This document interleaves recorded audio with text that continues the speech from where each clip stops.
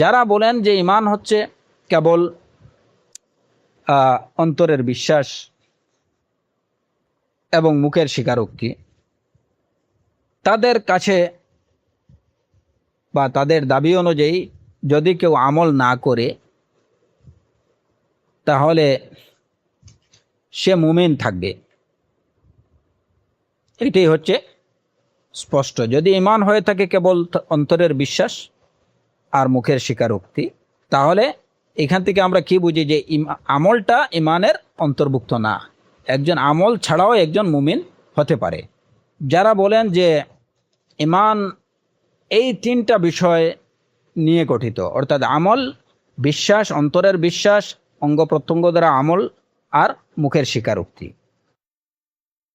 এই তিনটা বিষয় নিয়ে ঈমান গঠিত, এটা যারা বলেন, মুতাজিলিরা তাদেরও দাবি কিন্তু এরকম। আমরা আহলুস সুন্নাহ ওয়াল জামায়াতের যে দাবি এই বিষয়ে, আহলুস সুন্নাহ ওয়াল জামায়াতের দাবি হচ্ছে, অভিমত হলো যে অন্তরের বিশ্বাস, মুখের স্বীকারোক্তি এবং অঙ্গ প্রত্যঙ্গ দ্বারা কাজ, এই তিনটা বিষয়ের সমন্বিত রূপ হচ্ছে ঈমান, বা ঈমান এই তিনটা বিষয় নিয়ে গঠিত। মুতাজিলি সম্প্রদায়ের দাবিও হচ্ছে তাই, যে ঈমান অন্তরের বিশ্বাস, মুখের স্বীকারোক্তি এবং এই যে অঙ্গ প্রত্যঙ্গ দ্বারা কাজ। বরঞ্চ তারা এই বিষয়ে আরেকটু অ্যাডভান্স। তাদের কথা হচ্ছে যে যারা ঈমান হলো এই তিনটা বিষয়ের সাথে সাথে সবগুলো কি করতে হবে, যতগুলো ওয়াজিব বিষয় আছে সবগুলো ওয়াজিব পালন করা এবং সব ধরনের কাবায়ের থেকে, কবিরা গুনাহ থেকে বিরত থাকা, এই সব মিলিয়ে হচ্ছে ঈমান। এটা হচ্ছে মুতাজিলিদের দাবি। আমাদের পার্থক্য নির্ধারণ করতে হবে যে মুতাজিলিদের দাবি এবং এই দাবি হচ্ছে খাওয়ারিজদের, সেম দাবি হচ্ছে খাওয়ারিজদের। এখন আমরা পার্থক্য কি করব? আহলুস সুন্নাহ ওয়াল জামায়াতের দাবি হচ্ছে যে ঈমান কথা, কাজ, অন্তরের বিশ্বাস, এই তিনটা নিয়ে ঈমান। মুতাজিলি, খাওয়ারিজ তাদেরও দাবি হচ্ছে ঈমান কথা, কাজ, অন্তরের বিশ্বাস, এই তিনটার নাম। এবং এর সাথে সাথে তারা এটার আরও ব্যাখ্যা দিচ্ছে যে সব ওয়াজিবগুলো পালন করতে হবে, যত ধরনের কাবায়ের আছে সবগুলো থেকে বিরত থাকতে হবে, এবং এটা হচ্ছে ঈমান।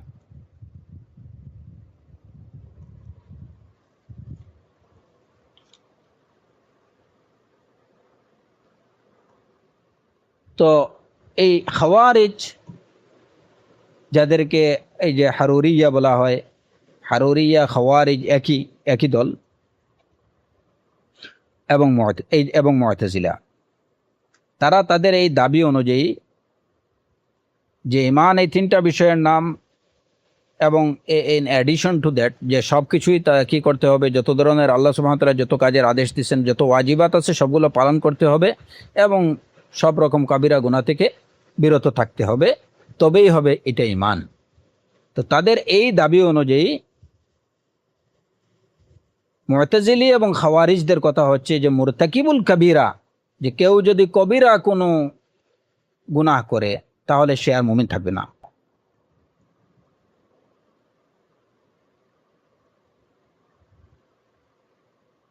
খাওয়ারিজদের দৃষ্টিতে কবিরা গুনাহকারী কাফের,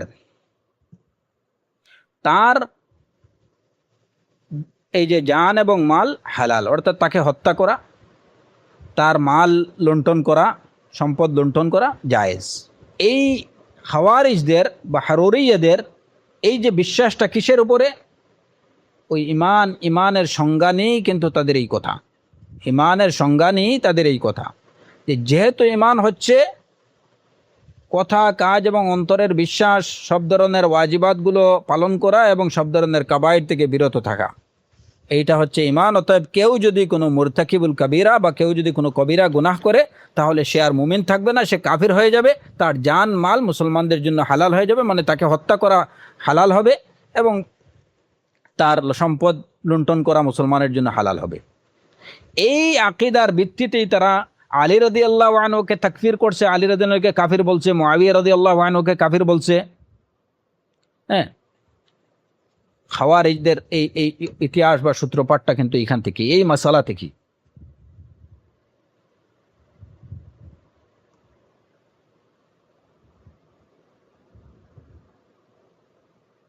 এবং এই বিশ্বাস অনুযায়ী যে কেউ যদি কবিরা কোনো গুনাহ করে তাহলে সে আর মুমিন থাকে না, সে কাফির হয়ে যায়, তার জান মাল অন্যান্য মুসলমানদের জন্য বৈধ হয়ে যায়। এই আকীদার ভিত্তিতেই তারা বলে, তারা কি করে এই যে খুরুজ আলাল আইম্মা, হ্যাঁ, রাষ্ট্রপ্রধানদের বা শাসকদের বিরুদ্ধে যে বিদ্রোহ করা, তাদের বিরুদ্ধে রাষ্ট্রের বিরুদ্ধে যুদ্ধ ঘোষণা করা, মানুষকে কাফের বলা, এটা তাদের কাছে হালাল। তার কারণ তারা যখন দেখে যে রাষ্ট্র বা শাসকবর্গ তারা কোনো কাবিরা গুনাহ করতেছে, কবিরা গুনাহকে জায়েজ মনে করছে, কবিরা গুনাহকে জায়েজ মনে করছে না, মানে রাষ্ট্র হয়তো আল্লাহ সুবহানাহু ওয়া তাআলার নির্দেশ অনুযায়ী রাষ্ট্র পরিচালকরা রাষ্ট্র পরিচালনা করছে না, কিংবা কেউ কোনো কবিরা গুনাহ করছে, তখনই তারা তাকে আর মুমিন বলে গণ্য করে না, তাকে কাফের বলে গণ্য করে এবং সেই হিসাবে তার বিরুদ্ধে তারা জিহাদ ঘোষণা করে। এরাই হলো খাওয়ারিজ। এবং খাওয়ারিজদের মূল প্রতিপাদ্য হচ্ছে এই বিষয়, এইটাই যে মুরতাকিবুল কবিরা, কবিরা গুনাহকারী, সে মুমিন না, সে কাফের। আর এই বিশ্বাসের ভিত্তিতেই তারা বিভিন্ন সময়ে শাসকদের বিরুদ্ধে বিদ্রোহ করা, মুসলিম শাসকদের বিরুদ্ধে বিদ্রোহ করা, মানে মুসলমানদেরকে কবিরা গুনাহের কারণে কোনো মুসলমানকে কাফের ফতোয়া দেয়া, এইগুলা তারা করে থাকে। অতীতেও তারা করছে এবং বর্তমানেও তারা করে আসছে। ওমান লাম ইয়াহকুম বিমা আনজালাল্লাহ ফাউলাইকা হুমুল কাফিরুন, যে আল্লাহর বিধান অনুযায়ী ফয়সালা করবে না তারা কাফের। কোরআনে কারীমের এই আয়াতটাকে খাওয়ারিজরা, যদিও তাদের মূল প্রতিপাদ্য হিসাবে বা মূল বিষয় দলিল হিসাবে তারা এটাকে গ্রহণ করে, কিন্তু তাদের সমস্যা এই জায়গাতে না, তাদের সমস্যা হচ্ছে ওই ইমানের সংজ্ঞা নিয়ে, যে ইমান এটা কিসের নাম। এখন এই জায়গাতে প্রশ্ন আসতে পারে যে তারা ইমানের যে সংজ্ঞা দেয় আহলুস সুন্নাহ ওয়াল জামাতরা, তারাও তো ইমানের একই সংজ্ঞা দেন। ইমাম আহমদ, ইমাম মালিক, ইমাম শাফিঈ সহ জমহুর আইম্মায়ে কেরাম, এবং মোট কথা হচ্ছে যে সালাফদের কাছে ইমানের সংজ্ঞা তো হচ্ছে এটাই, যেটা এই মুতাজিলিরা বা খাওয়ারিজরা তারা দিয়ে থাকে। তাহলে মুতাজিলি, খাওয়ারিজ এবং আহলুস সুন্নাহ ওয়াল জামাতের মধ্যে পার্থক্য কি, কোন জায়গায়? পার্থক্যটা এই জায়গায় যে খাওয়ারিজরা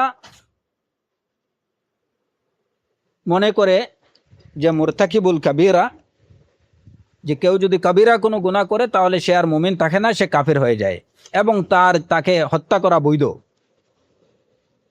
কিন্তু আহলুস সুন্নাহ ওয়াল জামাতের আকীদা কি?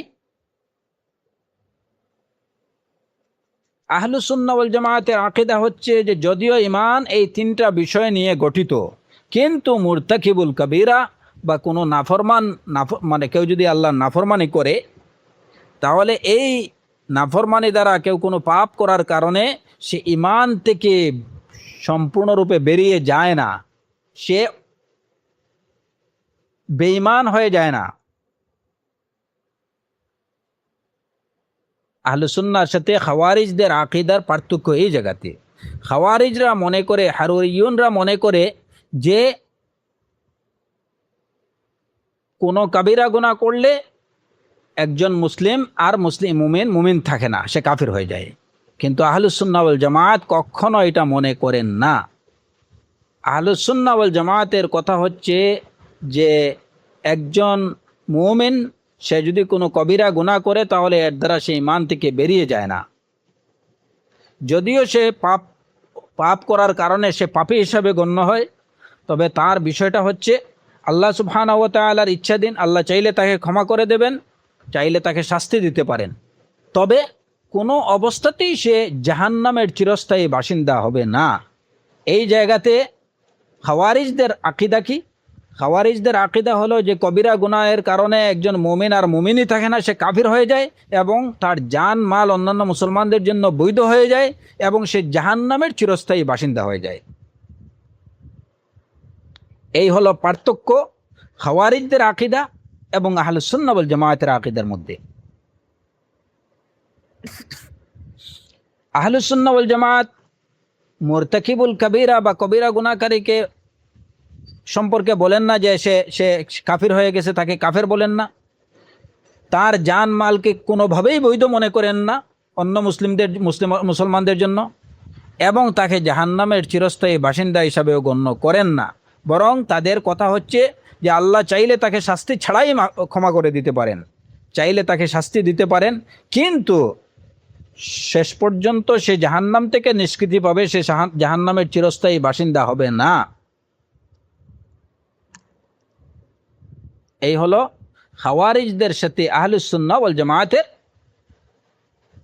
পার্থক্য। আচ্ছা, এখন মুতাজিলিদেরও এই একই অভিমত বা তাদের আকীদা হলো সেই এটাই যে ঈমান হচ্ছে কথা, কাজ এবং অন্তরের বিশ্বাসের সমষ্টির নাম।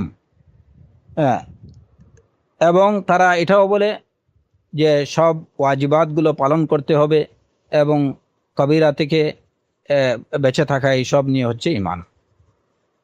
তাদের সাথে আহলুস সুন্নাহ ওয়াল জামায়াতের পার্থক্য কি, এবং মুতাজিলিদের সাথে হারুরিয়িনদের, খাওয়ারিজদের পার্থক্যটা কি?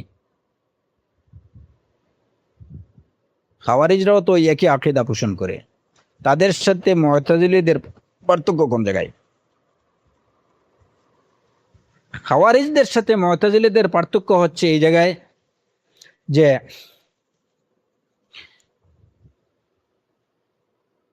যদিও তারা খাওয়ারিজদের মতো, মুতাজিলিরাও বলে যে কেউ যদি কবিরা গুনাহ করে তাহলে সে আর মুমিন থাকে না, সে ঈমান থেকে বেরিয়ে যায়। কিন্তু খাওয়ারিজরা যে জায়গায় বলে যে তারা ঈমান থেকে বেরিয়ে যায় এবং সে কাফির হয়ে যায়, মুরতাকিবুল কাবীরা কাফির, ওই জায়গাতে মুতাজিলিরা বলে যে যদিও কবিরা গুনাহের কারণে একজন লোক ঈমান থেকে বেরিয়ে যায় কিন্তু সে কাফির হয়ে যায় না, বরঞ্চ ফাহুয়া ফি মানজিলা বাইনাল মানজিলাতাইন, মানজিলা বাইনাল মানজিলাতাইন, অর্থাৎ ঈমান এবং কুফরের মধ্যখানে তার একটা অবস্থান থাকে, সে মুমিনও না আবার কাফেরও না। এটা হচ্ছে মুতাজিলিদের কথা। কবিরা গুনাহের কারণে একজন লোক মুমিন থাকে না কিন্তু কাফিরও হয়ে যায় না, তো তারা মানজিলা বাইনাল মানজিলাতাইন মানে ঈমান এবং কুফরের মধ্যখানে একটা একটা একটা স্টেশন তারা বানায়। এটা কোন জায়গায় বানায় তারাই জানে, যদিও কোরআনে কারীমে এরকম কিছু নেই। আল্লাহ আজ্জা ওয়া জাল্লা বলছেন এখানে যে দুইটা মঞ্জিলের কথাই বলছেন, ফামান শাআ ফালিউমিন ওয়া মান শাআ ফালিয়াকফুর, ইন্না হাদাইনাহু সাবিল ইম্মা শাকিরান ওয়া ইম্মা কাফুরা।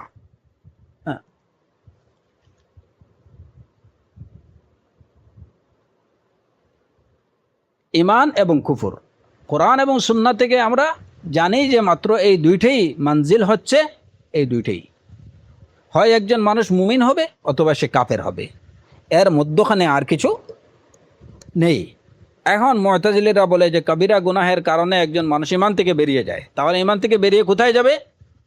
কুফরে যাবে না, তাদের কথা হচ্ছে না কুফরে, সে কাফিরও হবে না, মধ্যখানে একটা অবস্থান।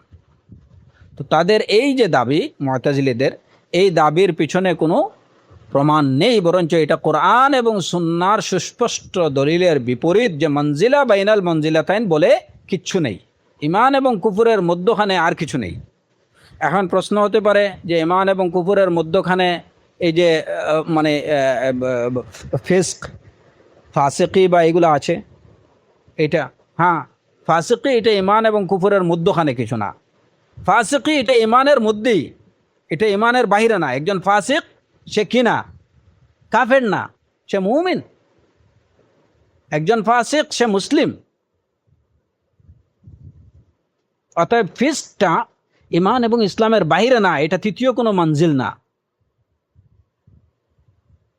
যখন একজন মানুষ ঈমান থেকে বেরিয়ে যাবে, আহলুস সুন্নাহ ওয়াল জামায়াতের কথা হচ্ছে যে সে তাহলে তার গন্তব্য হবে কুফর, সে কাফের। আর যদি সে না বেরিয়ে যায়, সে কাফির যদি না হয়ে থাকে, একজন লোক যদি কাফির না হয়ে থাকে, তাহলে তার গন্তব্য হবে ঈমান, যে সে মুমিন। দুইয়ের এক। মুতাজিলিদের দাবি হলো যে না, এখানে মঞ্জিলা বাইনাল মঞ্জিলাতাইন, ঈমান এবং কুফরের মধ্যখানে আরেকটা অবস্থান আছে।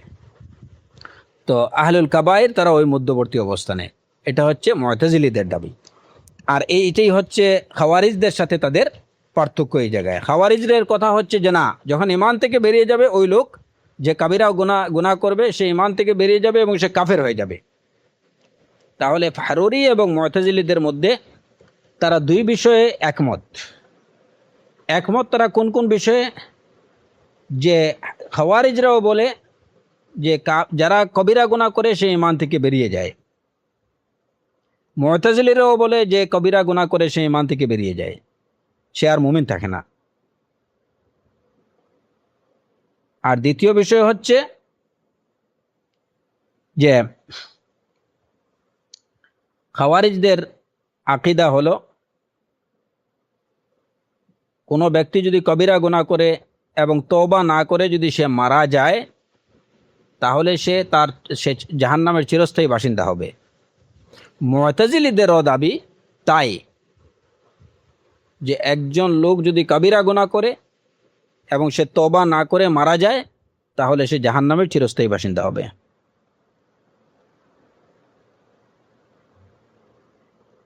এই দুই বিষয়ে মুতাজিলিরা এবং খাওয়ারিজরা একমত, তাদের মধ্যে এই জায়গাতে ঐক্যমত আছে দুইটা বিষয়। আর তাদের মধ্যে বিরোধ, খাওয়ারিজ এবং মুতাজিলিদের মধ্যে বিরোধ হচ্ছে দুইটা বিষয়ে।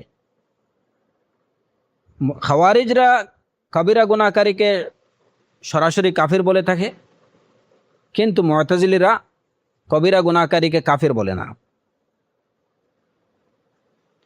খাওয়ারিজরা কবিরা গুনাহকারীকে হত্যা করা বৈধ মনে করে, তার সম্পদ লুণ্ঠন করাকে জায়েজ মনে করে, কিন্তু মুতাজিলিরা কবিরা গুনাহকারীকে হত্যা করা বৈধ মনে করে না এবং তার সম্পদ লুণ্ঠন করাকেও জায়েজ মনে করে না।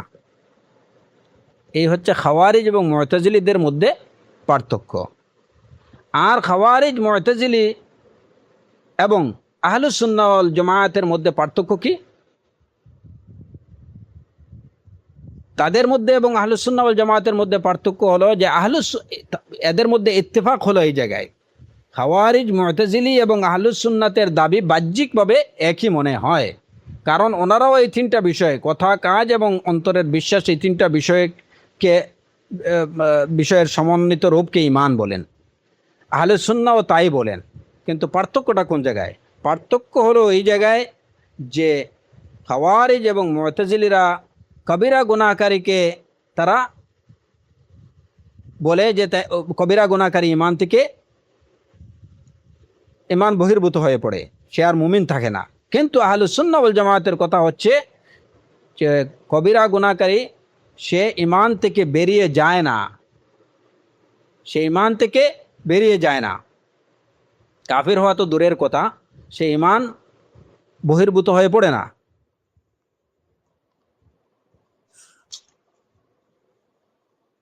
এবং সে যেখানে মুতাজিলি এবং খাওয়ারিজরা বিশ্বাস করে যে কবিরা গুনাহকারী জাহান্নামের চিরস্থায়ী বাসিন্দা হবে, আহলুস সুন্নাহ ওয়াল জামায়াতরা মনে করেন যে কবিরা গুনাহকারী কোনো অবস্থাতেই জাহান্নামের চিরস্থায়ী বাসিন্দা হবে না।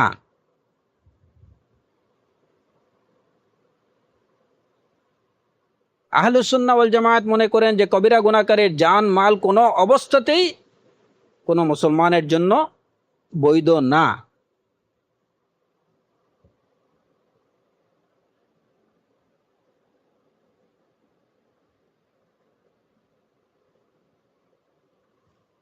এই হলো আহলুস সুন্নাহ ওয়াল জামায়াতের আকীদা, ঈমান বিষয়ে, এবং মুতাজিলা এবং খাওয়ারিজদের আকীদা। এখানে একটা বিষয় আমাকে উল্লেখ করতেই হয়, সেটা হলো, এবং বিশেষ করে আমি এই কথাটা বলতে চাই আমাদের ইখওয়ান এবং আখাওয়াতদের উদ্দেশ্যে, এবং অন্যান্য যারা আমাদের এই লেকচারটা শুনবেন, বিশেষ করে আমাদের রাষ্ট্র পরিচালনার দায়িত্বে যারা আছেন তাদের উদ্দেশ্যে আমার এবং আমাদের বক্তব্য হচ্ছে, আজকে গোটা বিশ্বব্যাপী যে ইসলামের নামে, বিশেষ করে ইসলামের নামে যে সংঘাত বা যে সন্ত্রাস চলছে, ইসলামের নামে যারা করছে,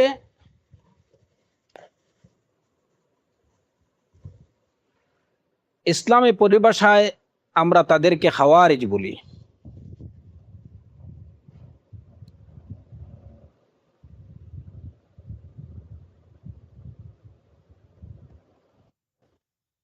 ইসলামের নামে, ইসলাম কায়েমের নামে হোক বা ইসলামের নামে হোক, যে সন্ত্রাস বা যে নৈরাজ্য বা যে সংঘাত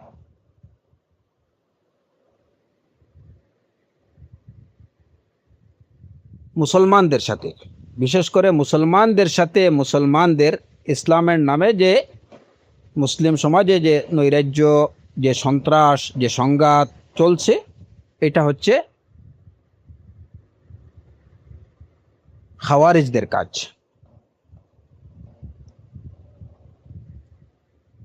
এর পিছনে যে কারণটা দায়ী সেটা হচ্ছে তাদের এই ভুল আকীদা। কারণ এই পূর্বোক্ত আমরা ইতিমধ্যে যে বিষয়টা আলোচনা করলাম, তাতে দেখলাম যে খাওয়ারিজদের তাদের ধর্মীয় বিশ্বাস হচ্ছে এটুকু, যে একজন লোক যদি কাবিরা গুনাহ করে তাহলে সে আর মুমিন থাকে না, একজন মুমিন আর মুমিন থাকে না, সে কাফির হয়ে যায়, সে জাহান্নামের চিরস্থায়ী বাসিন্দা হয়ে যায়, তার জান মাল অন্যান্য মুসলমানের জন্য হালাল হয়ে যায়। হ্যাঁ, বাস এটাই হচ্ছে খাওয়ারিজদের আকীদা। এই আকীদা, এই ধর্মীয় বিশ্বাস নিয়েই তারা মুসলমান হয়েও মুসলমানদের উপরে পৃথিবীর বিভিন্ন দেশে বিভিন্ন জায়গায় তারা আক্রমণ করছে। কারণ কি? সেই কবিরা গুনাহকারী মুসলমানদেরকে তারা আর মুসলমান দেখছে না, মুমিন দেখছে না, তারা দেখছে কাফের। এবং তারা মনে করতেছে যে তাদের এই জিহাদ বা তাদের এই আক্রমণটা কোনো মুমিনের উপরে করছে না, তারা কাফেরের উপরে করছে।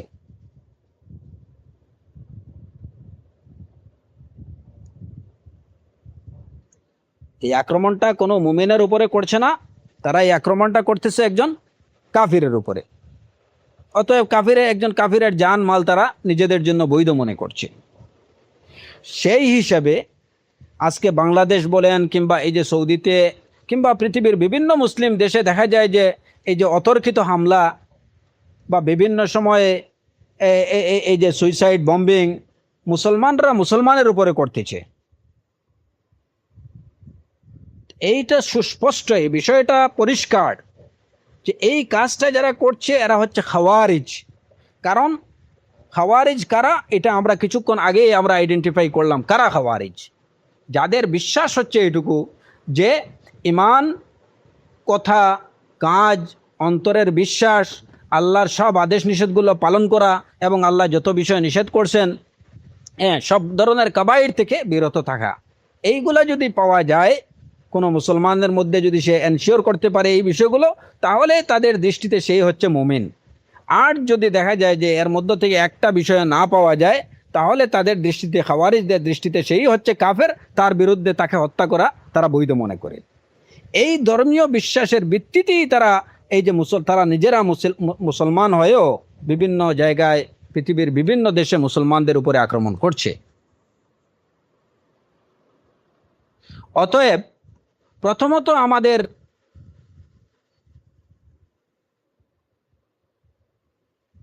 যারা রাষ্ট্র পরিচালনা করছেন, রাষ্ট্রের বিভিন্ন ইনস্টিটিউটের দায়িত্বে আছেন, তাদেরকে বুঝতে হবে যে এই কাজগুলো যারা করছে এদের প্রথম পরিচয় হচ্ছে এরা খাওয়ারিজ।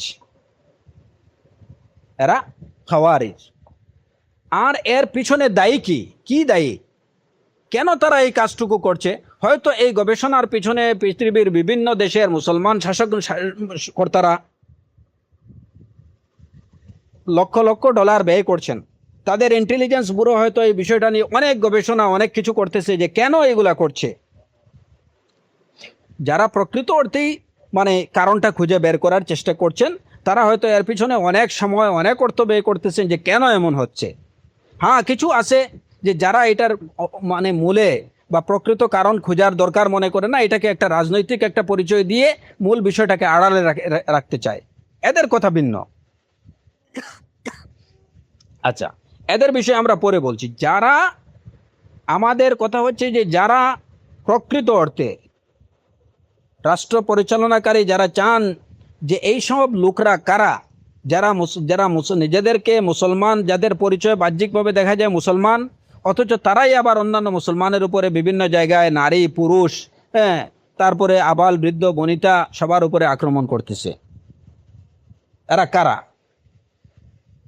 আমরা স্পষ্টভাবে জানিয়ে দিতে চাই যে এদের মূল পরিচয় হচ্ছে এরা খাওয়ারিজ। আর এর পিছনে কারণ, কেন তারা এই খাওয়ারিজরা এই কাজটা করতেছে, এর পিছনে মূল কারণ হচ্ছে তাদের এই ধর্মীয় ভুল বিশ্বাস যে কবিরা গুনাহ করলেই সে আর মুমিন থাকে না, কাফির হয়ে যায়।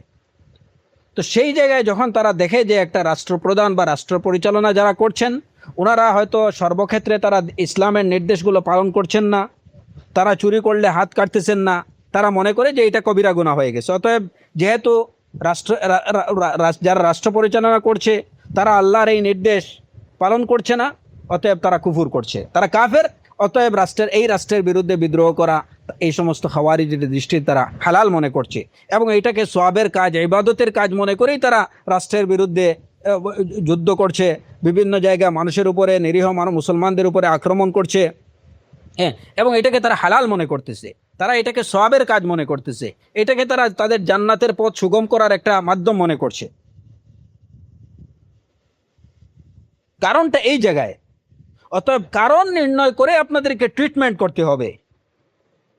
আপনারা যে কোনো জায়গায় দৌড়লেন, মারলেন, গুলি করলেন, এইভাবে কিয়ামত পর্যন্ত আপনারা এই সমস্যার সমাধান করতে পারবেন না। কারণ যে কোনো বিষয়ে প্রথমত আপনাকে বুঝতে হবে যে রোগীকে, প্রথমে আপনার জানতে হবে রোগীকে, তারপরে আইডেন্টিফাই করতে হবে রোগ কি, কেন হয়েছে এই রোগ, তারপরে রোগ নির্ণয় করার পরে সেই অনুযায়ী আপনাকে ট্রিটমেন্ট করতে হবে। এখন আপনি রোগ নির্ণয় করলেন যে একজন রোগীর তার ম্যালেরিয়া জ্বর হয়েছে, আপনি যদি এখন টাইফয়েড জ্বরের অ্যান্টিবায়োটিক তাকে দেন, তাহলে আপনি রোগী কখনো ভালো করতে পারবেন না, এই রোগীকে সুস্থ করতে পারবেন না। আপনি রোগ নির্ণয় করলেন, মনে করলেন যে আপনি রোগী ধরছেন, যে রোগী এই রোগী শনাক্ত করছেন, রোগও শনাক্ত করছেন যে এই রোগীর এই রোগ, কিন্তু ট্রিটমেন্ট যদি করেন আপনি অন্যটা, তাহলে কখনো আপনি রোগ সারাতে পারবেন না এবং এই রোগীকে ভালো করতে পারবেন না, এই প্রজাতির রোগীকে আপনি কখনো ভালো করতে পারবেন না। এট এ টাইম তিনটা বিষয় আপনাদেরকে নিশ্চিত করতে হবে। প্রথমত, এই কাজগুলো কারা করছে আমরা স্পষ্টভাবে আপনাদেরকে জানিয়ে দিচ্ছি যে এরা হচ্ছে খাওয়ারিজ। এদের একটাই পরিচয়, তারা খাওয়ারিজ। কেন করছে? তাদের ধর্মীয় ভুল বিশ্বাসের কারণে তারা সেটা করছে। সেই ধর্মীয় ভুল বিশ্বাসটা কি? এই আজকের এই মাসালা, এটা হচ্ছে ইমানের সংজ্ঞা। সেই ইমানের সংজ্ঞাতে তারা ভুল করছে, এটাকে তারা ভুলভাবে জানছে এবং ভুলভাবেই তারা সেটার চর্চা করতেছে। তাদের কাছে মুরতাকিবুল কবিরা হচ্ছে কাফের, মুখাল্লাদ ফিন্নার, যে কারণে তারা এই ধরনের কবিরা গুনাহকারী মুসলমানদেরকে হত্যা করা তারা হালাল মনে করতেছে এবং এটাকে তারা জান্নাতে যাওয়ার একটা পথ মনে করতেছে, উপায় মনে করছে। অতএব কারণ নির্ণয় করে এই কারণটাকে কিভাবে শুধরানো যায়, এই অনুযায়ী আপনাকে ট্রিটমেন্ট করতে হবে। অন্য কোনো উপায়ে যদি এটা ট্রিটমেন্ট করতে যান, তাহলে অবশ্যই হিতে বিপরীত হবে এবং এই সমস্যা কখনো সমাধান করা যাবে না। এটা হচ্ছে একটা বিষয়। দ্বিতীয় বিষয় হচ্ছে যে আমরা যখন জানলাম যে এই সমস্ত পথভ্রষ্ট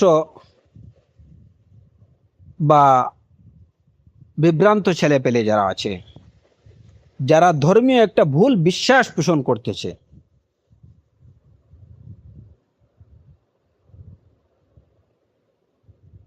তাদের মধ্যেও ভুল হোক আর শুদ্ধ হোক একটা ধর্মীয় অনুভূতি কাজ করতেছে, এটাও আমাদেরকে বুঝতে হবে যে তাদের মধ্যে একটা ধর্মীয় আবেগ বা ধর্মীয় অনুভূতি কাজ করছে।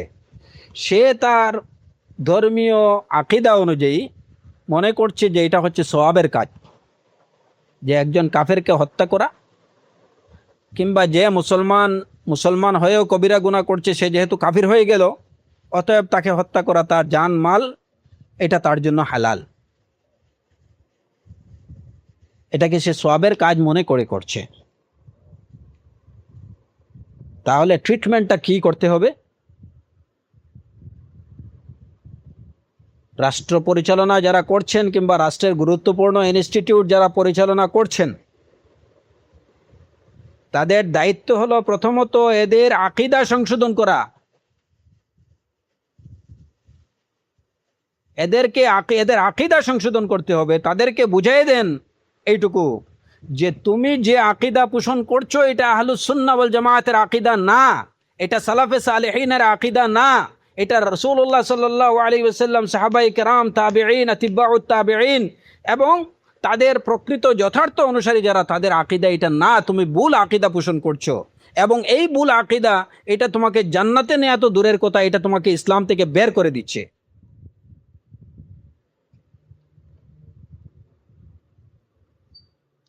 তার মধ্যে যখন এই বিকল্প, এই সঠিক অনুভূতিটা এবং সঠিক আকীদা যখন তার মধ্যে অন্তরে ঢুকিয়ে দিতে পারবেন, তখন এই সমস্যার চিরস্থায়ী সমাধান হয়ে যাবে ইনশাআল্লাহ। একটা ছেলে যখন সে বুঝবে যে হ্যাঁ, আমি যে বিশ্বাস, ধর্মের নামে যে বিশ্বাস, যে আকীদা আমি পোষণ করছি, আমার এই আকীদাটা কোরআন, সুন্নাহ এবং সালাফে সালেহিন রিদওয়ানুল্লাহি আলাইহিম আজমাইনদের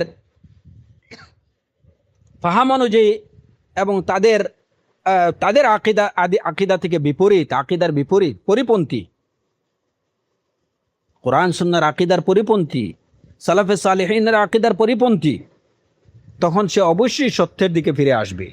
কারণ সে এইটাকে, যেটাকে সত্য মনে করছে, এটাকে অন্য কোনো কারণে না, এটাকে ধর্মীয় কারণে, কারণেই সে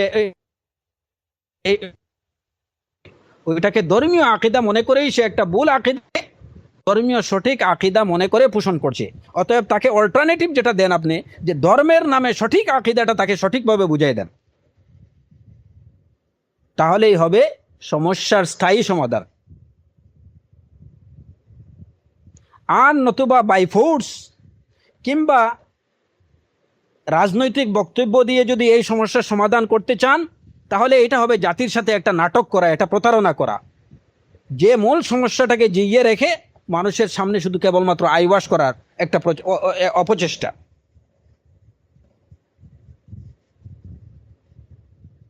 এইটা এ ধরনের কাজ, এটা একটা জাতির জন্য যেমন একটা অশনি সংকেত, তেমনি যারা রাষ্ট্র পরিচালনা করছেন তাদের জন্য এটা কোনো ভালো সংকেত না। এটা তাদের জন্য অত্যন্ত ক্ষতিকর, ভয়াবহ, মারাত্মক। রাষ্ট্রের জন্য যেভাবে এটা মারাত্মক, রাষ্ট্র যারা পরিচালনা করছেন তাদের জন্য এটা হবে মারাত্মক, ভয়াবহ পরিণাম ডেকে আনবে।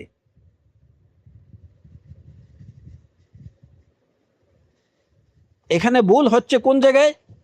যে আমরা রোগী নির্ণয় করতে পারছি না সঠিকভাবে, রোগী নির্ণয় করতে পারলে তার রোগ নির্ণয় করতে পারছি না, কিংবা রোগ নির্ণয় করতে পারলেও তার সঠিক সমাধান দিচ্ছি না, সঠিক ট্রিটমেন্ট করতে পারছি না। কিন্তু বেশিরভাগ ক্ষেত্রে এই তিনটা বিষয়ের উপস্থিতি, বেশিরভাগ ক্ষেত্রে তিনটা বিষয়ের অনুপস্থিতি দেখা যায়, যে না ঠিকমতো রোগী নির্ণয় করা হচ্ছে, না ঠিকমতো রোগ নির্ণয় করা হচ্ছে, আর তার ট্রিটমেন্ট তো, সঠিক ট্রিটমেন্ট তো দূরের কথা। অতএব আমাদের পক্ষ থেকে পৃথিবীর সব মুসলিম শাসকদের প্রতি, যাদের দেশে দেশে, যে সমস্ত মুসলমান দেশে মুসলমান বিভ্রান্ত ছেলেরা, কিছু বিভ্রান্ত পথভ্রষ্ট ছেলেরা এরকম কাজ করছে, সেই সব দেশের, সেই সব সমাজের রাষ্ট্রপ্রধানদের প্রতি আমাদের আহ্বান, আমাদের অনুরোধ, যে আপনারা প্রথমে রোগী নির্ণয়ের চেষ্টা করেন, রোগ নির্ণয়ের চেষ্টা করেন, আপনারা রোগের সঠিক ট্রিটমেন্ট করার চেষ্টা করেন। অ্যাটলিস্ট যদি এইটুকু সম্ভব না হয় যে আপনারা হয়তো রোগী একদম হাতে নাতে রোগী ধরতে পারছেন না কে বা কারা করছে, কিন্তু যেহেতু সামগ্রিকভাবে এই রোগের দ্বারা আক্রান্ত কারা, এই বিষয়টা যেহেতু স্পষ্ট, এই রোগের দ্বারা কারা আক্রান্ত, কোন সমাজের কোন অংশটা এই রোগ দ্বারা আক্রান্ত, এই বিষয়টা যেহেতু সুস্পষ্ট, সুতরাং আপনারা সে অনুযায়ী সমাজের ওই অংশের ট্রিটমেন্টটা আপনারা শুরু করেন, যে তাদেরকে সহি আকীদার দিকে তাদেরকে আহ্বান করেন, সঠিক তাওহীদি আকীদার প্রতি তাদেরকে আহ্বান করেন।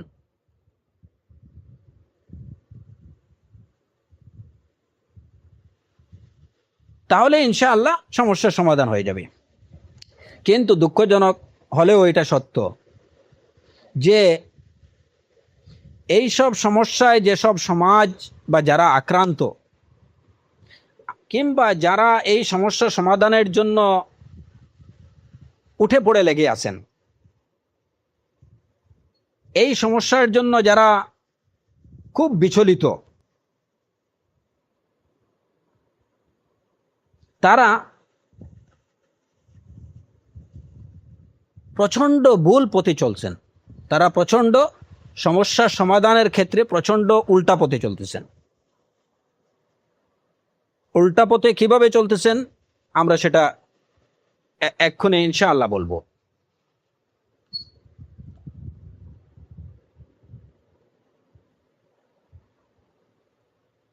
প্রথমত তারা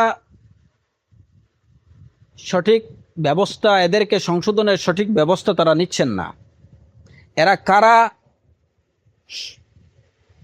সেটাকে সঠিকভাবে আইডেন্টিফাই করা হচ্ছে না, এটা গেল একটা কারণ। এবং পরবর্তী কারণগুলো বোঝার আগে আমাদের আরেকটা বিষয় বুঝতে হবে। আমরা ইতিমধ্যে যেটা আলোচনা করলাম সেটা হচ্ছে ইমানের সংজ্ঞা বিষয়ে আহলুস সুন্নাহ ওয়াল জামায়াতের আকীদা, মুতাজিলীদের আকীদা, খাওয়ারিজদের আকীদা।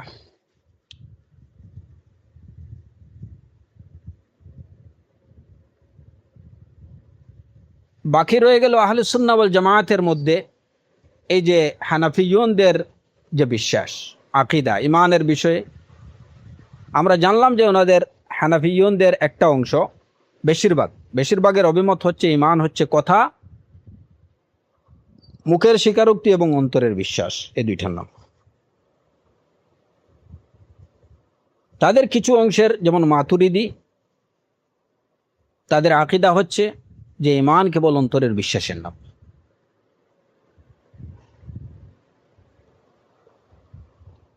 এখন আমরা শুরুতে বলছিলাম যে কারো সম্পর্কে কোনো অভিমত দেওয়ার আগে অবশ্যই বিষয়টাকে ভালো করে জাস্টিফাই করা এটা ওয়াজিব, নতুবা তার প্রতি যেটা বলা হবে ওইখানে হয় ইফরাত হবে নতুবা তাফরিত হবে, হয়তো গুলু হবে নতুবা তাকসির হবে, এবং এই দুইটাই হচ্ছে জুলুম।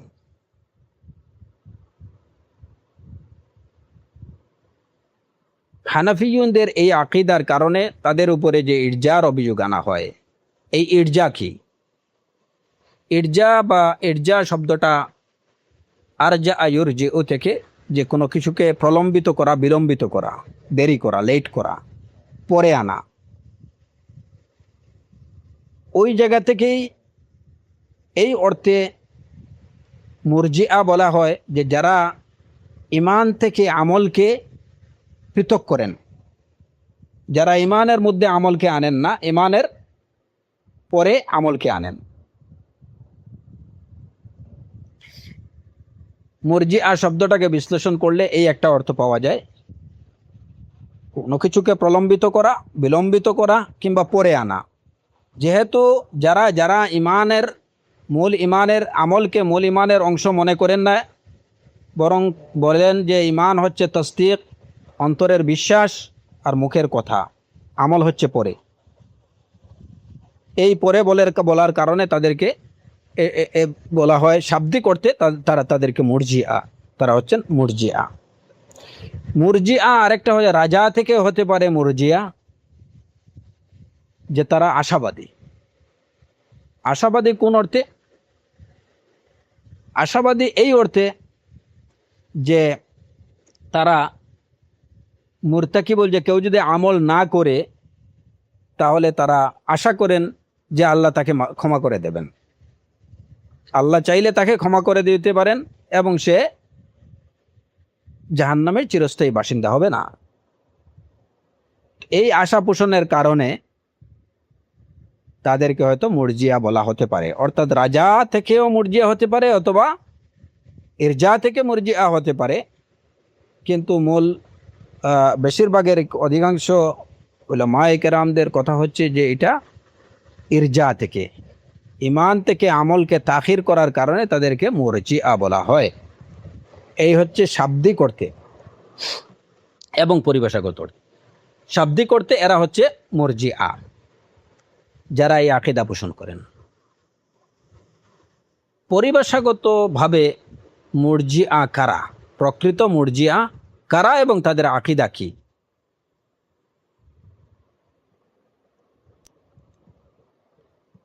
প্রকৃত মুরজিআ যারা, তাদের কথা হলো যে ঈমান কেবল অন্তরের বিশ্বাসের নাম।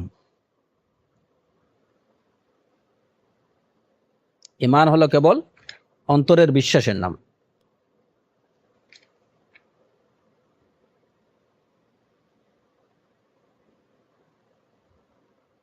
তাদের এই দাবি অনুযায়ী যে ঈমানটা যেহেতু কেবল অন্তরের বিশ্বাসের নাম, তো সেই হিসাবে তারা মনে করেন যে কেউ যদি কবিরা গুনাহ করে, যেমন ব্যভিচারী, তারপরে চুর,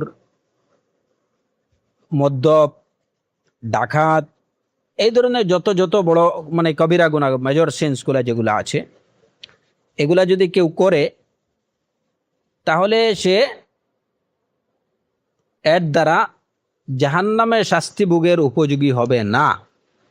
মানে কবিরা গুনাহের কারণে সে জাহান্নামের শাস্তি ভোগ করবে না। সে জাহান্নামে চিরস্থায়ীভাবে তো দূরের কথা, সাময়িকভাবেও সে জাহান্নামে যাবে না। কারণ তাদের কথা হচ্ছে যে সে মুমিন, অন্তর দ্বারা বিশ্বাস করে আল্লাহকে, এতেই সে মুমিন। আর মুমিন কখনো জাহান্নামে যেতে পারে না। যতই কবিরা, যত গুনাহ করুক না কেন, সে কখনো এক মুহূর্তের জন্য জাহান্নামে যাবে না। তো তাদের কথা হলো যে যত মাসিয়া বা যত নাফরমানি হোক না কেন, ইমানের কোনো ক্ষতি হবে না, সে মুমিন। চুরি করুক, ডাকাতি করুক, রাহাজানি করুক, ব্যভিচার করুক, কোনো অসুবিধা নেই, সে মুমিন।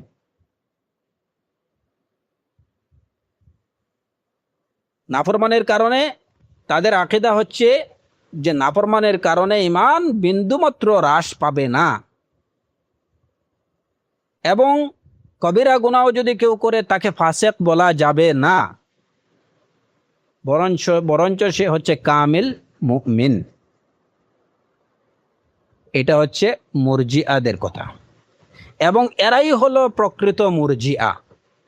এই বিষয়টা আপনারা খুব ভালো করে জেনে নেবেন যে মুরজিআ কারা, প্রকৃত মুরজিআদের দাবি বা আকীদা কি।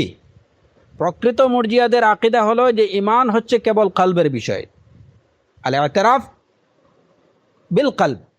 অন্তর দ্বারা যদি কেউ স্বীকার করে যে আল্লাহতে বিশ্বাস করে বা ঈমানিয়াতে বিশ্বাস করে, সে মুমিন। এখন সে যদি মানে যত ধরনের কবিরা গুনাহ আছে সবগুলোই যদি সে করে, তারপরেও সে মুমিনই থাকবে, সে এক মুহূর্তের জন্য জাহান্নামে যাবে না। তাকে এমনকি তাকে ফাসিকও বলা যাবে না, তাকে কামিল মুমিন বলতে হবে। এই আকীদা যারা পোষণ করে এরা হচ্ছে প্রকৃত মুরজিআ, এবং তাদের এই আকীদা হচ্ছে একটা সুস্পষ্ট কুফর। এই আকীদা হচ্ছে সুস্পষ্ট কুফর। এই আকীদা হচ্ছে সুস্পষ্ট কুফর, কারণ কোরআন এবং সুন্নাহর সুস্পষ্ট দলিলের বিরোধী কথা হচ্ছে এটা।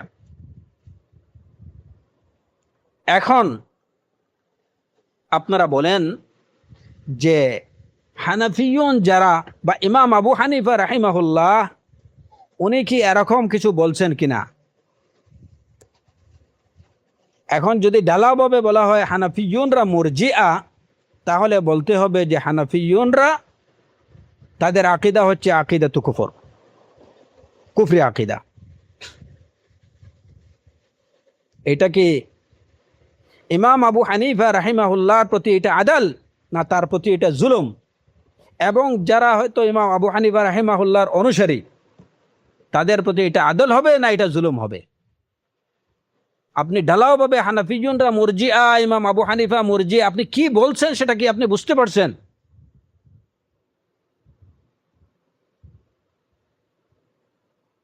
আপনি সাধারণভাবে এই কথাটা তো বলতে পারেন না।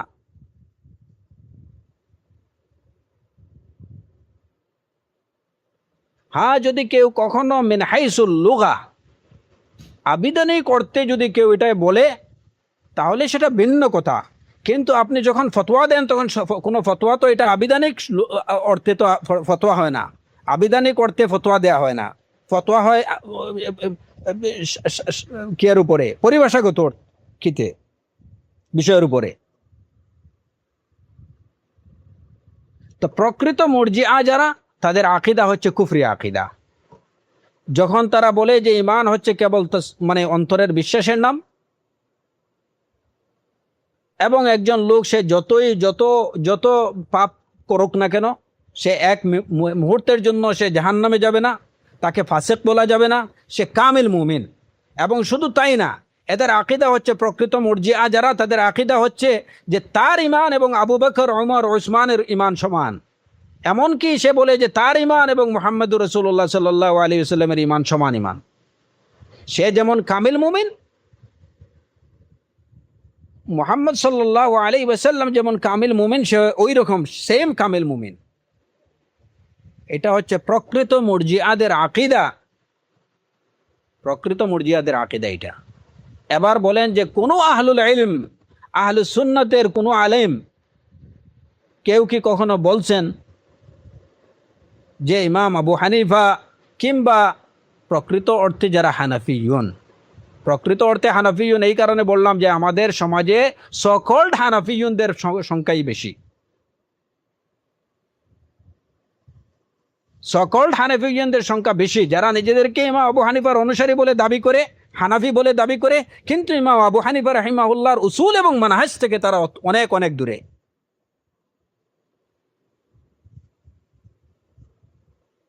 তো প্রকৃত ইমাম আবু হানিফা রাহিমাহুল্লাহ কিংবা প্রকৃত হানাফিয়ুন যারা, তার অনুসারী যারা, তারা কেউ এরকম কথা বলেননি যে কবিরা গুনাহকারীকে ফাসিক বলা যাবে না, কিংবা যারা কবিরা গুনাহ করবে এরা এক মুহূর্তের জন্য জাহান্নামের শাস্তি ভোগ করবে না, হ্যাঁ, কিংবা তারা কেউ এরকম বলেননি যে তাদের ঈমান এবং আবু বকর ওমরের ঈমান সমান। ফাশাত্তানা বাইনা হাউলাই ওয়া হাউলা।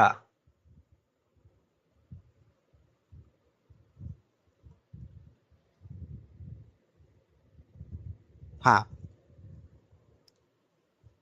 যদি ইমাম আবু হানিফা রাহিমাহুল্লাহ থেকে এই যে কথা যে ঈমান হচ্ছে অন্তরের বিশ্বাস এবং মুখের স্বীকারোক্তি, এটুকু হচ্ছে মানে মূল ঈমান।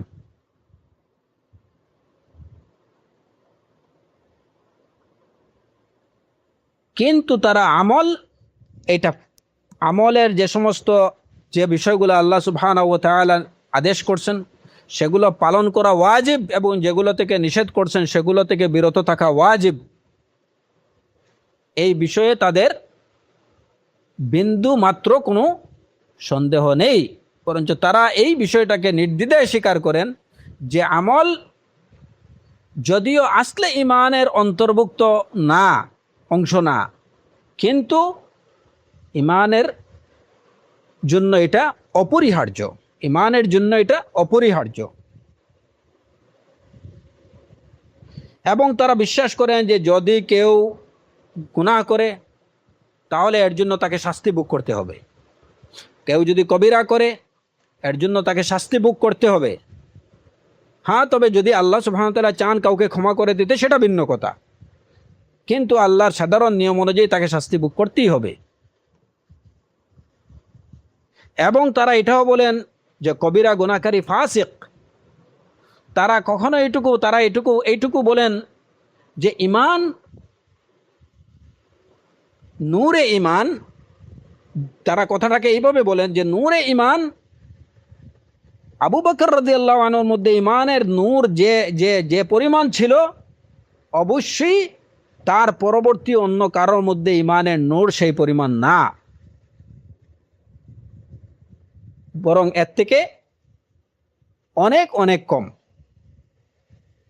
তো মূল কথা হচ্ছে যে তারা এটাও বিশ্বাস করেন যে ঈমানের নূর এটা হ্রাস এবং বৃদ্ধি পায়।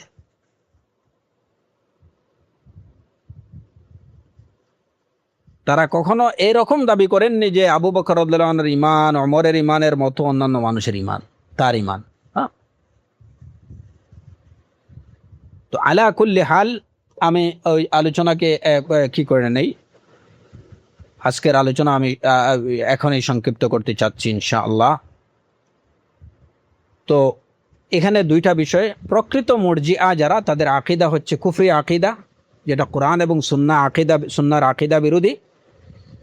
আর বাকি হানাফি, ইমাম আবু হানিফা রাহিমাহুল্লাহ বা হানাফিয়ুনদের যে আকীদা, যেটা এই আকীদাটা, এটা হচ্ছে যেহেতু তারা ইমান, হ্যালো, নাম,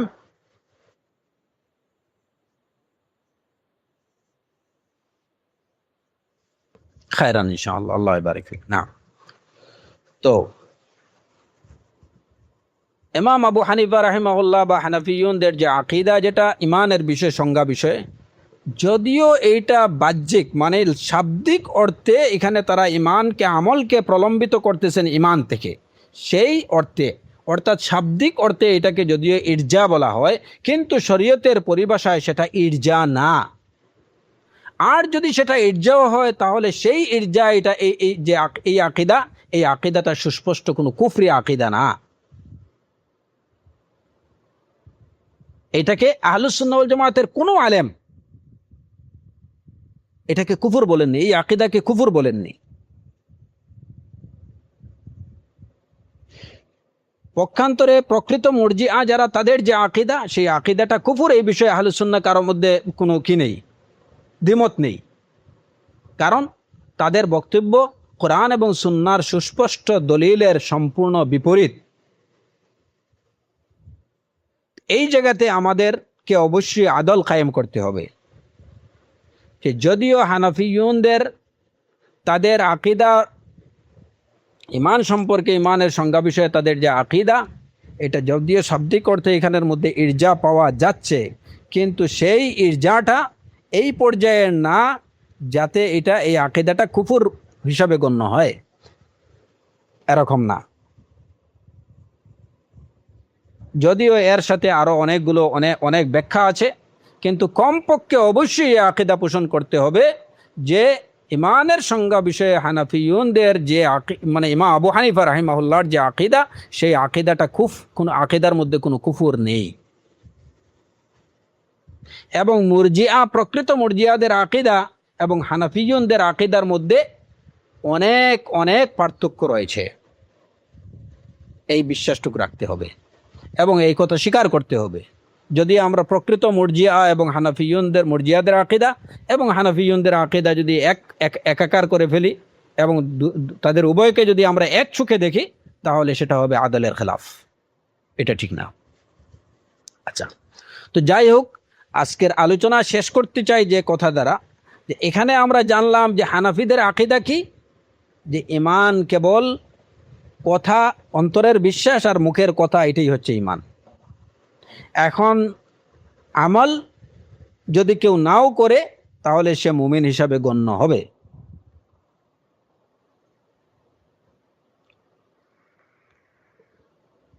আচ্ছা, এই আকীদার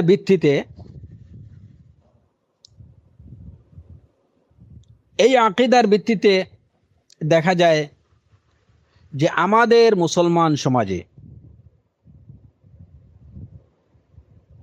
যে ছেলেপেলেরা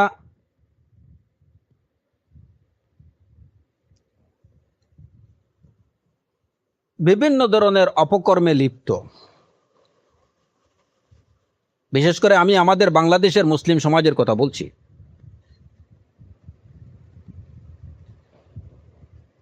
যে ছেলেপেলেরা বিভিন্ন ধরনের অপকর্মে লিপ্ত, এদের শতকরা 98% বিলংস টু হানাফি মাযহাব, সেটা সে জানুক কিংবা নাই জানুক।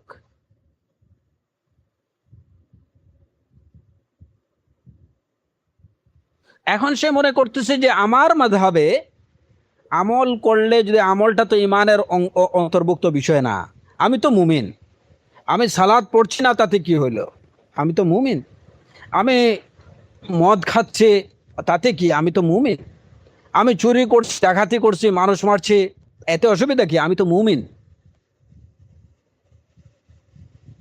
হ্যাঁ, মযহাব তো সেটাই বলছে। মাযহাব সেটাই বলছে যে হ্যাঁ সে মুমিন।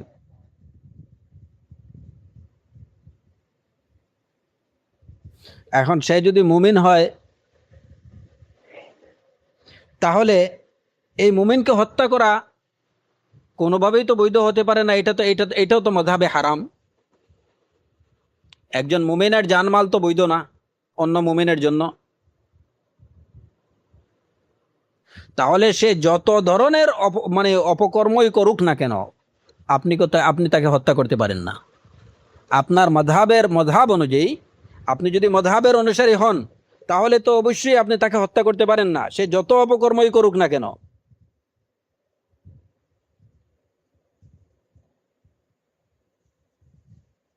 কারণ সে মুমিন।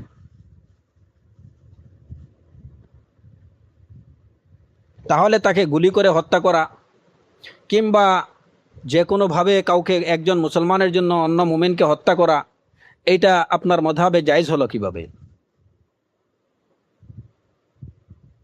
এই আত্মজিজ্ঞাসা দরকার। কারণ এই সমস্ত প্রশ্নের যদি সলিউশন না করা যায়, সমাধান না করা যায়, তাহলে সমাজকে আপনি খুলুসমুক্ত করতে পারবেন না। মুসলিম সমাজ নানা ধরনের অপকর্মে, সংঘাত এবং দ্বন্দ্বের মধ্যে নিমজ্জিত থাকবে আজীবন। এই প্রশ্নগুলোর সমাধান দরকার।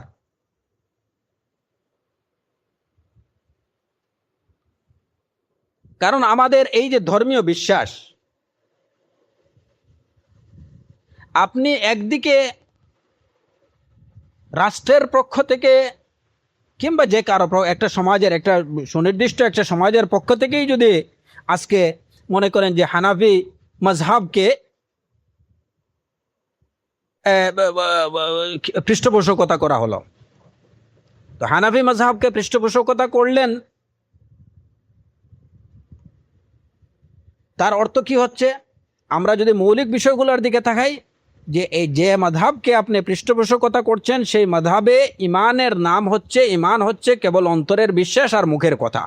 তো একটা ছেলে যখন অন্তরে বিশ্বাস আসে যে আল্লাহ এক, মুহাম্মদ আল্লাহর রাসূল, সে মালাইকাতে বিশ্বাস করে, আল্লাহর কিতাবগুলোতে বিশ্বাস করে, এই তো অন্তরে তার এই বিশ্বাস আসে। মুখে সে বলতেছে লা ইলাহা ইল্লাল্লাহ মুহাম্মাদুর রাসূলুল্লাহ, খালাস, সে মনে করছে যে আমি মুমিন অ্যাকর্ডিং টু মাই মাযহাব। আপনি ওই মযহাবকে পৃষ্ঠপোষকতাকারী হিসাবে আপনার আকীদা হলো এটুকু যে একজন মুমিনের জন্য আরেকজন মুমিনকে হত্যা করা, কারণ কবিরা গুনাহকারীকে আপনার মযহাব হত্যা করার তো অনুমোদন দেয়নি। আপনি তাকে কি করতে পারেন? হয়তো তাকে অন্যান্য লঘু শাস্তি দিতে পারেন, কিন্তু সর্বোচ্চ শাস্তি তাকে দিতে পারেন না। তাহলে আপনার মযহাবই তো আপনাকে সমস্যায় ফেলে দিল। তো এই সমস্যার সমাধান তো আপনাকে প্রথমে করতে হবে।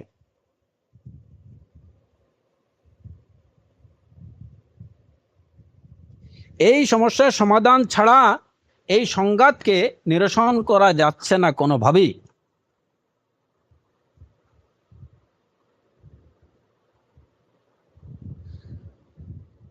তো আমাদের দেখা যাচ্ছে কি, আমাদের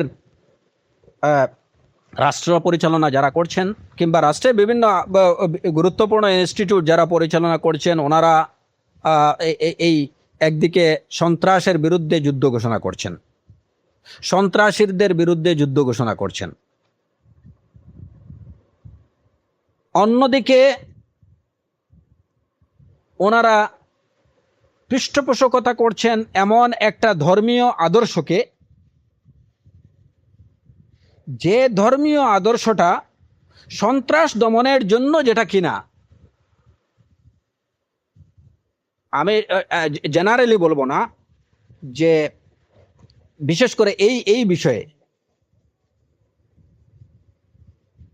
সন্ত্রাস দমনের জন্য বা সন্ত্রাসীদের বিরুদ্ধে তারা জেহাদ ঘোষণা করলেন, আবার তারা এট এ টাইম ধর্মীয়ভাবে বা ধর্মীয় আদর্শগতভাবে এমন একটা মাযহাবকে ওনারা পৃষ্ঠপোষকতা করছেন যে মাযহাব এই বিষয়ে, অ্যাটলিস্ট এই বিষয়ে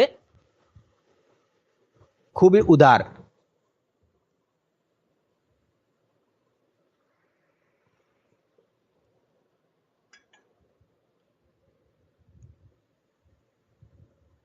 তাহলে আপনাদের এই যে প্রচেষ্টা, এই প্রচেষ্টা কতটুকু সফল হবে?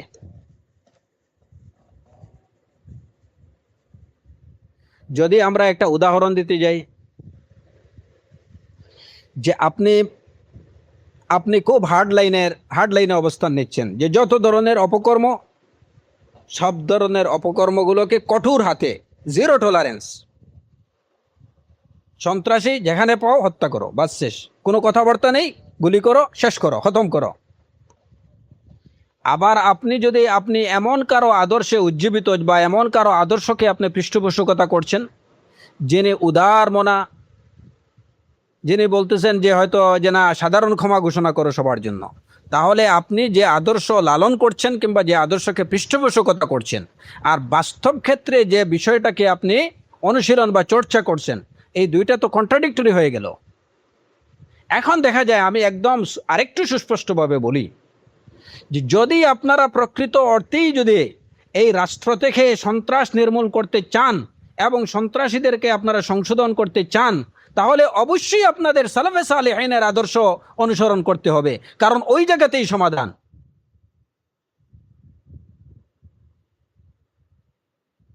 আপনাদেরকে সালাফে সালেহিনের মানহাজ, সালাফে সালেহিনের আদর্শ অনুসরণ করতে হবে।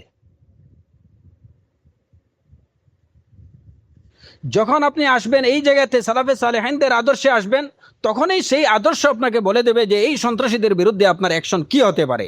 তখন আপনার ধর্মীয় বিশ্বাস এবং আপনার বাস্তব চর্চা, আপনার প্র্যাকটিস, এই দুইটার মধ্যে এই দুইটা হবে, দুইটা সমন্বয় হবে, একটা আরেকটার সাথে কন্ট্রাডিক্টরি হবে না। আর যদি সেটা না করেন, আপনি একদিকে দেখাচ্ছেন কি বাস্তব ক্ষেত্রে আপনি যাচ্ছেন জিরো টলারেন্সে, আপনি মযহাব বা মযহাবের অনুসরণ করতেছেন, কিংবা আপনি পৃষ্ঠপোষকতা করছেন আপনি এমন একটা মযহাবকে, যে মযহাব স্পেসিফিক, আমি ওই মযহাবের বিরোধিতা করছি না, কিংবা ওই মযহাবের যে সব কিছুই যে এরকম না, স্পেসিফিক ওই বিষয়ে সেই মযহাব কি বলছে, সেই মযহাব এর বিপরীত বিষয় বলছে।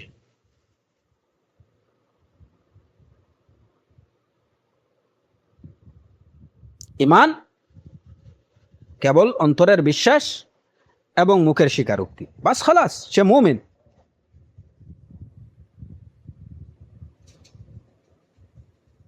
এখন সে যদি মুমিন হয়ে থাকে, তাহলে আপনি তাকে হত্যা করতে পারেন না। একজন মুমিনের রক্ত আরেকজন মুমিনের জন্য হারাম, এটা সব সালাফদের মাযহাবে তো তাই। কিন্তু যদি আপনি আসেন এই জায়গাতে, যে ঈমান হচ্ছে কথা, কাজ এবং আমল, এই তিনটা বিষয়ের সমন্বিত রূপ, তাহলে তখনই আপনি আইডেন্টিফাই করতে পারবেন যে একজনের বিরুদ্ধে আপনি কতটুকু অ্যাকশন নিতে পারেন, সে কতটুকু মুমিন। সালাত পড়ছে না, সে নিজেকে ইমানদার বলে দাবি করছে, আপনি তার বিরুদ্ধে অ্যাকশন নিতে পারেন অ্যাকর্ডিং টু দ্য মাযহাব অফ সালাফ as-সালেহ, সালাফে সালেহিনের মাযহাব অনুযায়ী আপনি তার বিরুদ্ধে অ্যাকশন নিতে পারেন। অতএব পৃষ্ঠপোষকতা কাদের করা দরকার? যে মাযহাব বা যে আদর্শ, সালাফে সালেহিনের মানহাজ হচ্ছে যে কোনো রাষ্ট্রের বিরুদ্ধে, মুসলমান শাসকের বিরুদ্ধে বিদ্রোহ করা যাবে না, এটা আজকের নতুন কথা না। ইসলামের প্রারম্ভিক সময় থেকে নিয়েই রাসূলুল্লাহ সাল্লাল্লাহু আলাইহি ওয়াসাল্লাম যে শিক্ষা দিয়ে গেছেন, সালাফিয়ুনরা এই আদর্শের উপরেই আছেন যুগ যুগ ধরে। এবং এই বিষয়গুলোর শিক্ষা সালাফিয়ুনদের মধ্যে যতটুকু হয়, এবং এই বিষয়ের যে আলোচনা সালাফিয়ুনদের মধ্যে যতটুকু হয়, অন্য কোনো মাযহাবের অনুসারীদের মধ্যে এর 100 ভাগের 1 ভাগ হয় না। অথচ অনেকেরই ভুল ধারণা যে এই সালাফিয়ুনরা, ওয়াহাবিয়ুনরা, এরা হচ্ছে কি রাষ্ট্রের বিরুদ্ধে। কি আজীব কথাবার্তা। এবং আমার কাছে মনে হয় যে যারা এই যে বিভিন্ন ইনস্টিটিউটের প্রধান হিসেবে আছেন, তাদের আরো যথেষ্ট লেখাপড়া করা দরকার।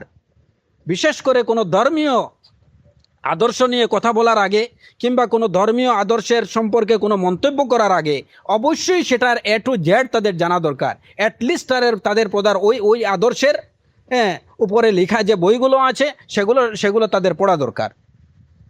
যারা ফাইট করতেছেন খাওয়ারিজদের বিরুদ্ধে, খাওয়ারিজদের একেবারে জন্মলগ্ন থেকে, আজকে তাদের উপরেই যখন খুরুজের খাওয়ারিজের অপবাদ দেওয়া হয় যে তারাই সন্ত্রাস করছে এবং তাদের মধ্যে এই আদর্শের অনুসারী যারা এরাই এইরকম করতেছে, তো এটা অত্যন্ত দুঃখজনক এবং এটা জাতির জন্য লজ্জাজনক।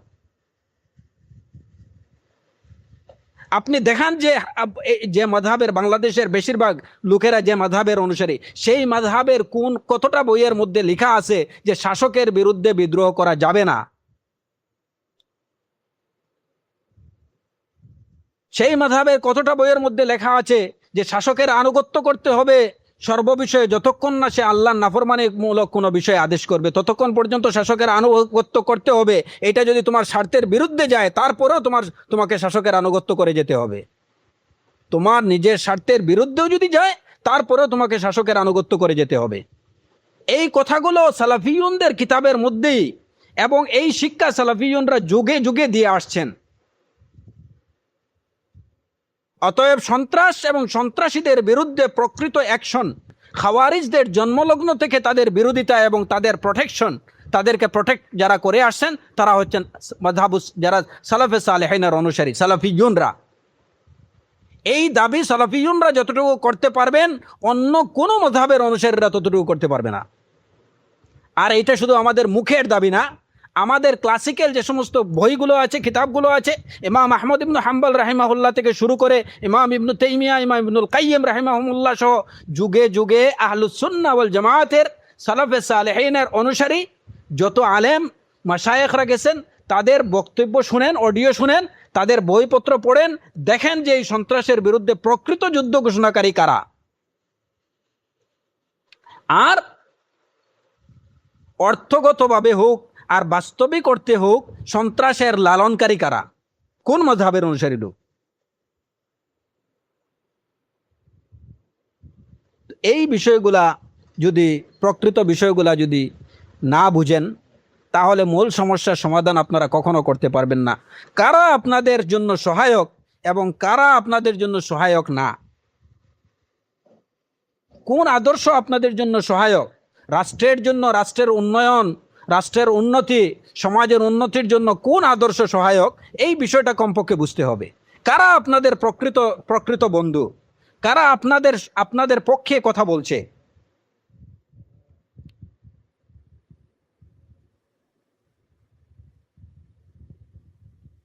একটা আমি আমি আমি এই মুহূর্তে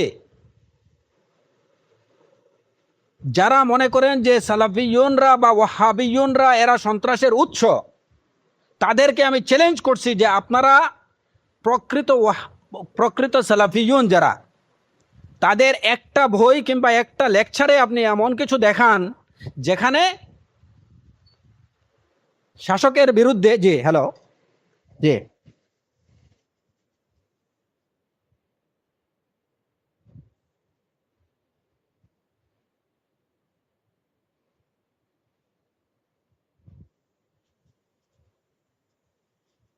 আয় না, প্রটেক্টর বলতে তাদেরকে প্রতিরোধ করছে। সালাফিয়ুনরা প্রকৃত অর্থে সালাফিয়ুনরা হচ্ছেন এই সন্ত্রাসীদের, তারা প্রতিরোধ, যুগে যুগে এদেরকে তাদের মোকাবেলা করছেন, এদেরকে প্রতিরোধ করছেন। এখানে প্রটেক্টর বলতে আমি কি বুঝি, মানে সালাফিয়ুনরা তারাই হচ্ছেন এদেরকে প্রতিরোধকারী। সালাফিয়ুনরা হচ্ছেন খাওয়ারিজদের বিরুদ্ধে যুদ্ধ ঘোষণাকারী, এবং এটা খাওয়ারিজদের একেবারে জন্মলগ্ন থেকেই তাদের একমাত্র একক বিরোধিতাকারী হলেন সালাফিয়ুনরা। তো যারা সালাফিয়ুনদের উপরে এ ধরনের অভিযোগ যে তারা সন্ত্রাস, মানে যারা সন্ত্রাসী এরা অনেকেই সালাফি আদর্শের সাথে সম্পৃক্ত, এ ধরনের কথাবার্তা, এটা হচ্ছে একদম মানে কি, মানে কোনো এই আদর্শ সম্পর্কে যাদের ন্যূনতম কোনো জ্ঞান নেই তারাই এরকম কথা বলতে পারে। আপনারা কেউ দেখাতে পারবেন এরকম কোনো কিতাব বা কোনো রিসালা কিংবা এমন কোনো অডিও যে সালাফে সালেহিনের আদর্শের অনুসারী কোনো আলেম, কোনো শেখ রাষ্ট্রের বিরুদ্ধে আন্দোলন করতে, শাসকের বিরুদ্ধে কোনোরূপ ষড়যন্ত্র করার প্রতি কাউকে কোনো রকম উস্কানি দিছেন? উস্কানি তো দূরের কথা, যুগে যুগে আমাদের ইভেন রাসূলুল্লাহ সাল্লাল্লাহু আলাইহি ওয়াসাল্লাম যেখানে স্পষ্টভাবে বলে গেছেন যে আমিরের এতাআত করতে হবে, যদিও হাবশি কোনো গোলামও তোমার আমির নিযুক্ত হয়ে যায়, তুমি তার আনুগত্য করবে। সালাফিয়ুনরা হচ্ছেন রাসূলুল্লাহ সাল্লাল্লাহু আলাইহি ওয়াসাল্লামের সুন্নাহর প্রকৃত অনুসারী। তারা কিভাবে রাসূল সাল্লাল্লাহু আলাইহি ওয়াসাল্লামের এই হাদিসটাকে তারা উপেক্ষা করে এর বিপরীত কোনো বক্তব্য, এটা বিশেষ, এটা সালাফিয়ুনদের বিরুদ্ধে সম্পর্কে, সালাফিয়ুনদের পক্ষে এটা অসম্ভব, অকল্পনীয়। ইমাম আহমদ ইবনে হাম্বল থেকে নিয়ে যত আইম্মায়ে কেরাম এবং উলামায়ে কেরাম, পূর্ববর্তী এবং পরবর্তী এবং বর্তমান সময়কার সালফে সালেহিনের মানহাজের অনুসারী যে সমস্ত উলামায়ে কেরাম গেছেন এবং যারা আছেন, যুগে যুগে তারা এই খাওয়ারিজদের বিরুদ্ধে অবস্থান নিয়েছেন এবং এদের প্রকৃত প্রতিরোধকারী হলেন সালাফিয়ুনরা। অতএব কোনো সমাজ, কোনো রাষ্ট্র প্রকৃত অর্থে যদি সন্ত্রাসবাদকে যদি তারা বিলুপ্ত করতে চায় কিংবা এদেরকে মোকাবেলা করতে চায়, তাহলে তাদের উচিত সালাফে সালেহিনের মানহাজ অনুসরণ করা, সালাফিয়ুনদের পৃষ্ঠপোষকতা করা। কারণ এই আদর্শ মানহাজুস সালাফাস সালেহ, সন্ত্রাসের বিরুদ্ধে তারা যে ভূমিকা রাখছেন এবং রেখে আসছেন, অন্য কোনো মাযহাবের অনুসারীরা তাদের বক্তৃতা, তাদের বিবৃতি কিংবা লিখনের মাধ্যমে এর 100 ভাগের 1 ভাগও অবদান রাখতে পারেননি। অতএব রাষ্ট্রই কিংবা সমাজই এটা কি করবে, সিদ্ধান্ত নেবে যে তাদের উচিত কাদের পক্ষ অবলম্বন করা এবং কাদেরকে বেশি পৃষ্ঠপোষকতা করা তাদের টার্গেট ফিল আপের জন্য আবশ্যকীয়।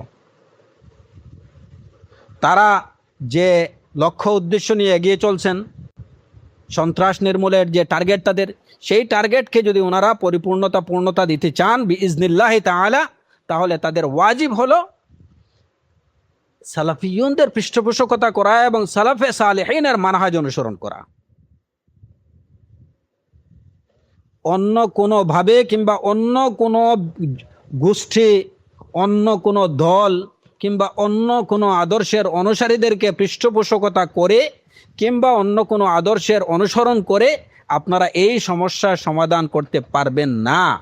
তার কারণ যে আমি যেটুকু ইতিপূর্বে উল্লেখ করেছি, যে মূলত এই খাওয়ারিজদের বা এই যে সন্ত্রাসীদের, বিশেষ করে ইসলামের নামে যারা সন্ত্রাস করছে, এই সমস্ত পথভ্রষ্ট ছেলেপেলেদের পিছনে কাজ করতেছে ধর্মীয় ভুল আকীদা বিশ্বাস।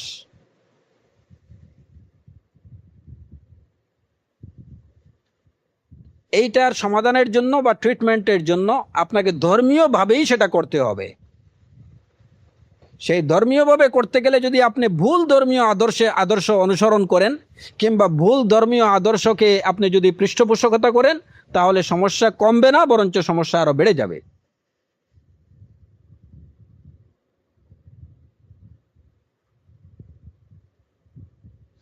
তো আল্লাহ সুবহানাহু ওয়া তাআলা আমাদের প্রত্যেককে প্রকৃত সত্যকে সত্য হিসাবে দেখার এবং সেটা অনুসরণ করার তৌফিক দিন, এবং বাতিলকে বাতিল হিসাবে দেখার এবং তা থেকে বেঁচে থাকার তৌফিক দিন। ওয়া আখিরু দাওয়ানা আনিল হামদুলিল্লাহি রাব্বিল আলামিন ওয়া সাল্লাল্লাহু আলা নাবিয়্যিনা মুহাম্মদ ওয়া আলা আলিহি ওয়া সাহবিহি আজমাইন।